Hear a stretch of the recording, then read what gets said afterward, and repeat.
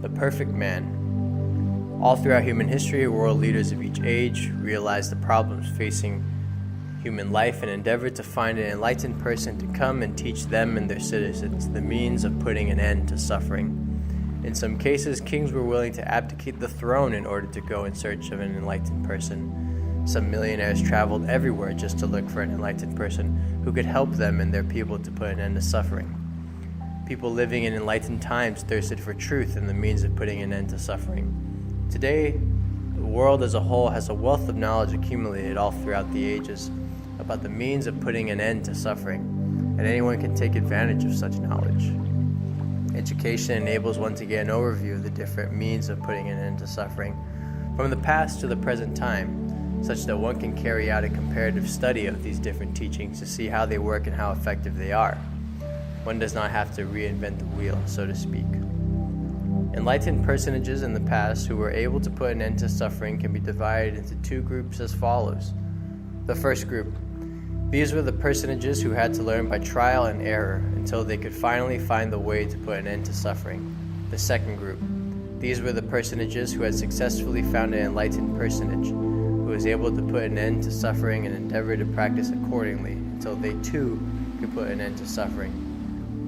Who were the personages that could put an end to suffering and subsequently taught others to do likewise? What did they discover, and how did they go about discovering the means to putting an end to suffering? Study shows that of all the people that have ever lived, the only personage who could put an end to suffering and teach others to do likewise is the Lord Buddha, the world's foremost teacher. The Lord Buddha's discoveries. The Lord Buddha discovered that not only are human beings made up of two basic components, namely body and mind, there exists inside each human being something called the Dhamma. There are two levels of Dhamma. Lokiya Dhamma, it is the level of Dhamma which cannot yet put an end to dukkha permanently. And Lokuttara Dhamma, it is the level of Dhamma which can put an end to dukkha permanently. These two levels of Dhamma can be attained by keeping one's mind continuously still and quiet in the center of one's body. The Lord Buddha discovered that the Lokuttara Dhamma, which can be deployed to completely extinguish dukkha, is called Nibbana. Nibbana is the state of nature which is the purest, brightest, and most tranquil. The moment one's mind can merge to be one with Nibbana completely and permanently. The moment one's mind can merge as one with Nibbana completely and permanently, dukkha be completely extinguished. The Lord Buddha discovers the method by which one can undertake self-training for the purpose of putting an end to dukkha. This method is called the Noble Eightfold Path, Magga 8. The Lord Buddha teaches the 8 Mach to everyone regardless of his race and creed. His followers are told to protect and propagate his teachings for as long as possible for the sake of all human beings. These 3 discoveries make the Lord Buddha the most important personage in the world because people need his teachings in order to put an end to dukkha. The means by which the Lord Buddha makes these 3 discoveries is called meditation practice. It was through meditation practice that he could bring his mind to a complete standstill at the 7th base at the center of his body, to the point that he could attain the jnana, or supernormal insight, which in turn brought about supernormal knowledge, called 3 Vicca.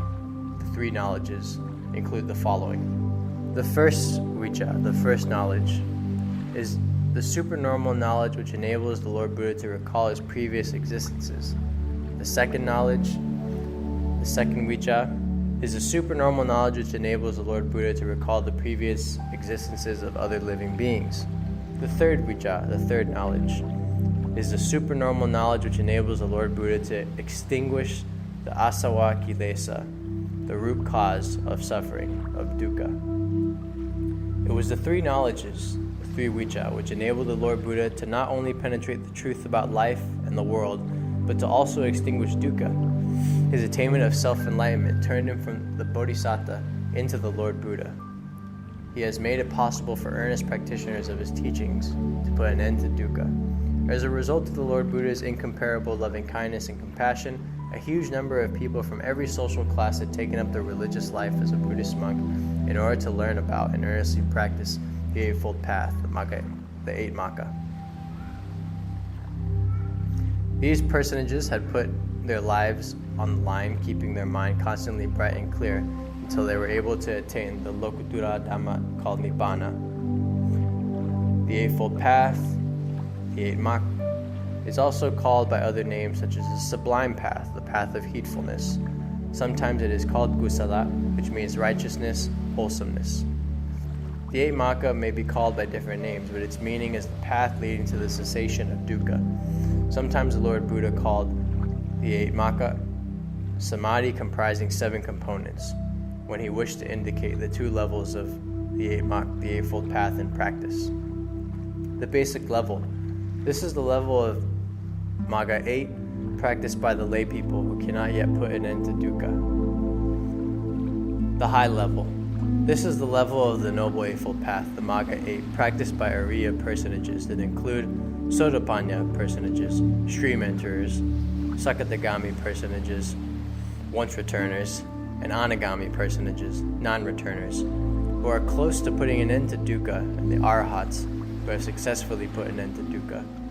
It was Magga 8, the Noble Eightfold Path, that Prince Siddhartha as a bodhisattva had been searching for ever since he witnessed the 4 celestial messengers in the forms of an old person, a sick person, a dead person, and a monk on his way to the royal park. These celestial messengers reminded Prince Siddhartha that life is dukkha, and everyone on earth is waiting to die, for no one can avoid death. Seeing the 4 celestial messengers started Prince Siddhartha to seriously think about finding the means to put an end to dukkha. Seeing the 4 celestial messengers started Prince Siddhartha to seriously think about finding the means of putting an end to dukkha. As a result of his serious contemplation, Prince Siddhartha concluded that Nibbana, which is a state free from dukkha, exists. The practice leading to Nibbana must be a kusala, wholesome practice, and not an unwholesome akusala practice. But what Prince Siddhartha did not know was the particular practice which could lead him to Nibbana. And to search for this particular practice, it required him to take up the religious life so that he could work earnestly on finding the answer.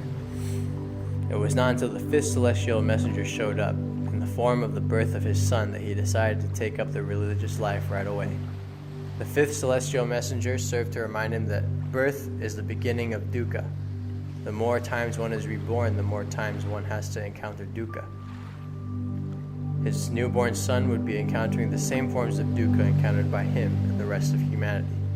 Therefore, he had to hasten to find the means to put an end to birth, aging, sickness, and death before anything happened to him. He realized that for as long as he could not find the solution to the problem of dukkha, no one on earth would be able to avoid death and rebirth.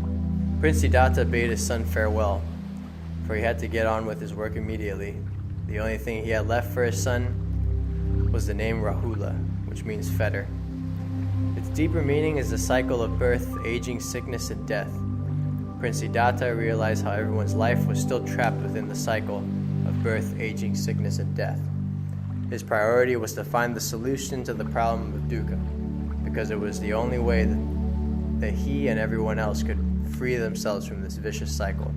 Prince Siddhartha left his kingdom, his opportunity to become a universal monarch, and everyone and everything precious to him to become a monk. He subsisted by begging for food, wearing the robes made from discarded cloths, finding shelter under a large tree, treating his illnesses by drinking his own urine, etc. Prince Siddhartha had a real sense of urgency, for time was passing by taking with his vitality and the opportunity to find the solution of the dukkha problem. No amount of material wealth on earth could help him to find what he was looking for. It can be said that Prince Siddhartha took up the religious life in order to attain Nibbana. What he had to do was to find the wholesome practice which could lead him to attain Nibbana. It was the reason he went to study under different yogis. But after all the study and practice, he was still nowhere near what he was searching for. Therefore, he decided to search for the solution by himself. Having put his life on the line practicing self-mortification to the fullest extent, Prince Siddhartha suddenly remembered the practice which he had discovered when he was just 7 years old, and that was keeping his mind still and quiet in the center of his body until he attained the first jhana. This particular practice had not yet been discovered by any religious teacher so far. He was convinced that what he had discovered when he was a child had to be the way leading him to attain Nibbana. Therefore, on the 5th day of the 6th waxing moon, on his 35th birthday anniversary, Prince Siddhartha decided to sit down and practice Majjhima Patipata, middle way meditation. He subsequently made a vow, my flesh and blood can dry up, leaving only skin, tendons, and bones. For as long as I cannot yet attain the Dhamma, the truth, I will not leave this seat.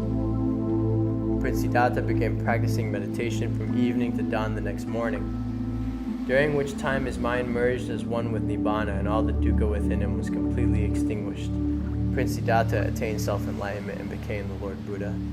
As the Lord Buddha, he realized that the kusala, wholesome practice that he had been searching for, since he took up the religious life, was the Noble Eightfold Path.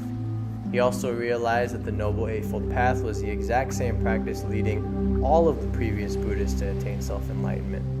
Having realized his wish, the Lord Buddha knew that to help his fellow beings, he needed to teach them about the Noble Eightfold Path, the Magga 8, and how to practice it correctly. He could only serve as their guide, but they would have to practice it for themselves. The Lord Buddha has spent the rest of his life teaching everyone who is interested in the Eightfold Path and its practice. Minutes before his attainment of complete Nibbana, Buddha asked his disciples if they had any questions about what he had been teaching for the past 45 years. The Lord Buddha had perfectly performed the duty of a great teacher until he attained complete Nibbana on the 15th day of the 6th waxing moon, the day of his birth and his attainment of enlightenment. He has left his teachings behind to benefit as many persons as possible and for as long as possible. It is for these reasons that the Lord Buddha has benefited humanity to the greatest extent. He has shown us the means of putting an end to dukkha, therefore he is the greatest teacher on earth. Although we were not born during the Lord Buddha's time and did not have the opportunity to listen to his Dhamma lectures, we are extremely fortunate that his teachings, the Dhamma, have been passed on from one generation of righteous Buddhist monks to another since the Lord Buddha's time. It is only right that as a Buddhist, one must practice the Lord Buddha's teachings such that one can be a role model for others. As a Buddhist, one must help to perpetuate and propagate Buddhism as widely as possible by earnestly supporting the learning of the Dhamma, the practice of the Dhamma, the propagation of the Dhamma, and the continuation of the Dhamma. In recent history, one personage in Thailand had emulated the Lord Buddha by putting his life on the line, practicing Majjhima Patipata meditation until he was able to attain the Dhamma. This personage is the most venerable Prat monk called Tet Muni, Sochantasaro, more frequently referred to as Longpu Wat Pak Nam. Longpu means venerable grandfather in Thai. He vowed, if I sit down to practice meditation this time and cannot see the Dhamma that the Lord Buddha wishes me to see, I will not rise from this seat. He made that vow. Longpu earnestly practiced meditation until he attained the Dhamma on the 15th day of the 10th waxing moon. He spent the rest of his life teaching the monks, the nuns, and the lay people to practice the Noble Eightfold Path. He summarized his teachings in just one short sentence. Cessation is the key to success. It means that to attain the Dhamma as taught by the Lord Buddha, one must practice Majjhima Patipata meditation until one can bring one's mind to a complete standstill at the 7th base in the center of his body. This process works to refine the practitioner's body, speech, and mind, and makes him purer and purer until the purity of his mind matches that of Nibbana. It is then that he can see Nibbana with his supernormal insight, attain Nibbana, and be one with Nibbana. Since the Lord Buddha's time, the world has from time to time witnessed such great Buddhist monks as the most venerable Longpu Wat Pak Nam. Buddhists are truly fortunate to have such great Buddhist monks as the great teachers of the Noble Eightfold Path, the Magga 8. In place of the Lord Buddha, they have made it possible for Buddhists all throughout the ages to learn about dukkha and how to put an end to it.